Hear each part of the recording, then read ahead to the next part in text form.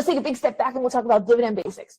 Dividends are simply a portion of a company's profits or earnings that are paid out to shareholders. There are only 3 things that a company can do with its profits. I'm a company, it's the end of the quarter, I got my profits. I can reinvest them back into the business, right? And all companies are going to be reinvesting a portion back in, whether that's R&D for the next greatest computer chip or just an easier to open package for consumers, right? We're always reinvesting back into the business, some ads, those things. Paying higher salaries, that's reinvesting back into the business. Giving your employees a raise. 2, they can just save that money for a rainy day where it's just like sitting in a savings account, right? So the money's just kind of sitting there as cash waiting for the time they want to buy a company, or if they're struggling, they have cash on hand. And then the 3rd thing they can do is pay it out to shareholders. This is important to look at because a lot of you wrote in asking me about dividend sustainability. How do we know if a company is going to be able to continue paying that dividend? Well, part of it comes from we have to look at how much of this money needs to be reinvested. This is important because let's look at 2 separate companies.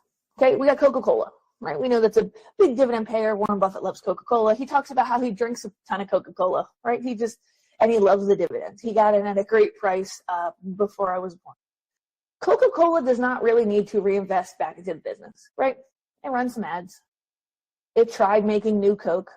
That didn't work well. Occasionally it buys some brands to add to its portfolio. Coke is not out there reinventing the wheel. It does not need to reinvest most of its money back into the business. Now, a tech company needs to reinvest most of its money back into the business. If it doesn't, we saw this with Intel. During COVID, Intel cut its dividend because they kind of woke up one day and they were like, our chips are not the greatest anymore. We haven't been putting enough in R&D. They've been paying out too much to shareholders. So it's important to understand the decision for paying out a dividend from the management perspective, because that's the only way we can look at if a dividend is sustainable when we start talking about how much earnings is being paid out. We talk about dividend in terms of yield because you can say that your company pays out a dividend of, $2, $4, but the only way to really compare that to other dividend paying companies is to use a percentage, so it makes it so we can compare it, right? It also allows us to compare it to other things, right? When we look at money market accounts, generally they talk about their success in percentages. We talk about your savings account, buying a CD, buying a bond. Those will all be in yields.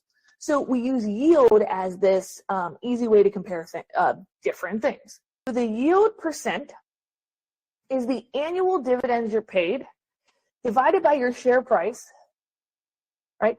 Multiplied by 100 to get us a percentage. Your yield is essentially your money's horsepower. And it's important to remember that yield and price are inversely related. When price goes up, our yield goes down. And when prices go down, our yields go up. It's great when we see share price go up, but if we buy more, we're getting a lower yield. So if it's a long-term investment and I get it on sale, the price goes down, the yield goes up. It's also important not to chase yield, okay? If all of a sudden a company's yield is higher, right? That seems to be a good thing. You're like, oh, double-digit yield. Why? Yield can be higher for only 2 reasons. The dividend went up, or what? Inverse relationship, the price went down. So if the price absolutely tanks, that high yield can look very appealing, okay? So we need to look why the yield is changing, and we know that's inverse related to price. This formula will also help you create yield targets. When I give a recommendation in Yield Shark, I look at what it's currently yielding, and then I use my 15 years of experience in the industry. I use kind of like comparable kind of stocks in that industry, and I create this minimum yield that I'm willing to accept. I look at the risk. I look at macro risks. I look at the, maybe if the company's going through a transformational period, like what kind of risk are we taking on? And I create the minimum amount of yield that I want to get for that company. I can then put it into my equation here, and I can put in the yield that I want, the dividends it pays, and I can solve for my X, which will be share price. So my entry price, my desired price, is going to become my annual dividends paid divided by my desired yield percent, and I'm going to multiply that by 0.01 to turn it from percent to a decimal. So how do we know if they're going to keep paying us our dividend? Well, guess what? There's math. I did this it was 2 or 3 weeks ago in Dividend Digest. I looked at these 3 ratios for a specific company that somebody asked me about.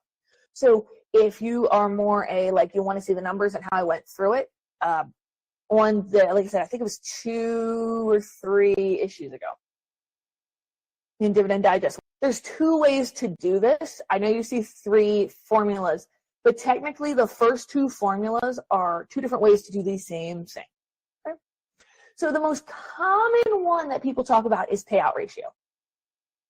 The kind of simplest, most down and dirty, gritty way to do this is you take the dividends per share divided by the earnings per share, the EPS, and you multiply by 100 if you want a percentage, right? Not everybody multiplies by 100. I feel that most people can comprehend this payout ratio better as a percentage. So I usually multiply by the 100. We're going to take the dividends per share. That's what they paid out to us. And we're going to divide it by the earnings per share. And then when we multiply by 100, we know how much of the earnings as a percentage is being paid out. If our answer ends up being our payout ratio is 1, we multiply by 100, that would mean 100% of the earnings is being paid out as dividends. Well, that's not sustainable. Why is that not sustainable? Because the company has no money for a rainy day, and the company has nothing to reinvest back into the business. The second formula here is just a different way to do the same thing. Instead of looking at it on a per share basis, right, we're looking at it overall in the balance sheet. We're taking the dividends that are paid out, the company is paying out to everybody, divided by their net income generated. When you do this math, you're going to come up with something very similar. So again, when I did the example a couple of weeks ago, I think the first payout gave me like 154.4 and the second one gave me like 153. So again, same deal. One is per share and one is overall, but we're getting a similar payout ratio. Coverage ratio is how a lot of analysts do it. It requires way more math because unlike payout ratio, you can pull any of the numbers for payout ratio, you can pull from the company's financial releases. So I can look at the quarterly release, I can look at the annual release, and I can see the dividends per share, I can see the EPS per share. I can see the dividend pays, I can see the net income on the cash flow. Coverage ratio uses free cash flow divided by total dividends paid. Well, you're going to have to calculate free cash flow. Or you're going to have to trust Yahoo or Y-Charts or Seeking Alpha or whatever you trust. So coverage ratio is, again, free cash flow divided by total dividends paid.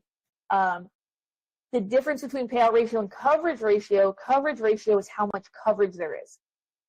So for coverage ratio, you want a larger number. You want there to be more coverage. I generally just use the payout ratio. If you want to get real fancy, you can use the coverage ratio. So if you really want to get your hands dirty, try to do some coverage ratio calculations. If you just want a quick down and dirty way to know if this company can probably pay its dividends, go to the payout ratio. That being said, everybody wants, a rule. Generally, we say like 40 to 70% is safe, right? That's kind of where we want. Coke is 78. Do I think Coke's going to stop paying its dividend? No. If you see a dividend paying company with under 40%, what that tells me is that paying out dividends to its shareholders is not actually important. So if its payout ratio is too low, management doesn't value paying the shareholders, right? It's reinvesting back into the business. It's doing something else with that money. Now, what if the payout ratio is over 100? Is that an automatic red flag?